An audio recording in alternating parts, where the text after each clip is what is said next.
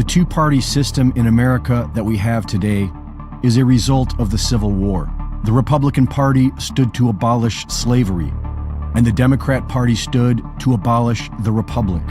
For years after the Civil War, the Democrat Party created Ku Klux Klan, killed black political leaders, kidnapped heads of families, and leaders of churches and community groups.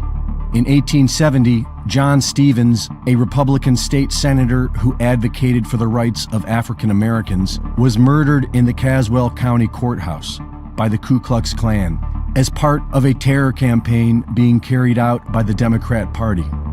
By the end of the century, the Democrat Party helped foster several radical left pro-communist groups, such as the National Labor Union, the Revolutionary Socialist Labor Party, and the Social Democratic Party. In the 1900s, the Democrat Party's new radical left began killing members of law enforcement and government officials in several major U.S. cities, which culminated in 1920 when U.S. Attorney General Alexander Mitchell Palmer ordered a series of raids that targeted these leftist organizations. By the 1940s, the Democrat Party had to go underground with their communist plans to overthrow America. But this did not last long. The leftist media soon labeled this pro-American movement as McCarthyism and portrayed it as un-American. During the early 1970s, with the support of pop culture media, the Democrat Party's Weather Underground started riots, murdered police, and bombed government buildings, including the United States Capitol building.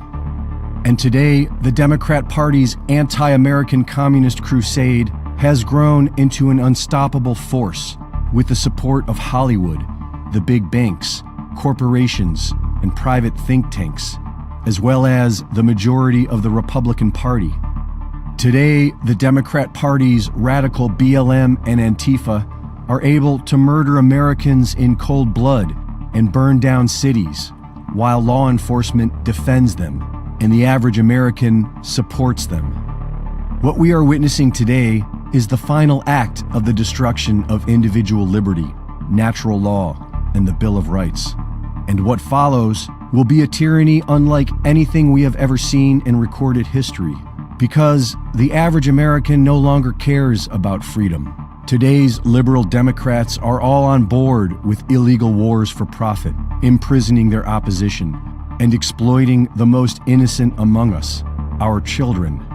The American people have become fat, drunk, and stupid, with swollen egos incapable of seeing even the most minute flaw in their own character. The American people have become so dumbed down that all the enemy has to do is lie. And no matter how radical the lie is, they will believe it. Some of us would gladly die for freedom. Thousands already have. But unfortunately, most of us will do nothing but comply. The biggest cowards in all of human history can be found today in America, because with only the slightest bit of courage, we could turn this all around.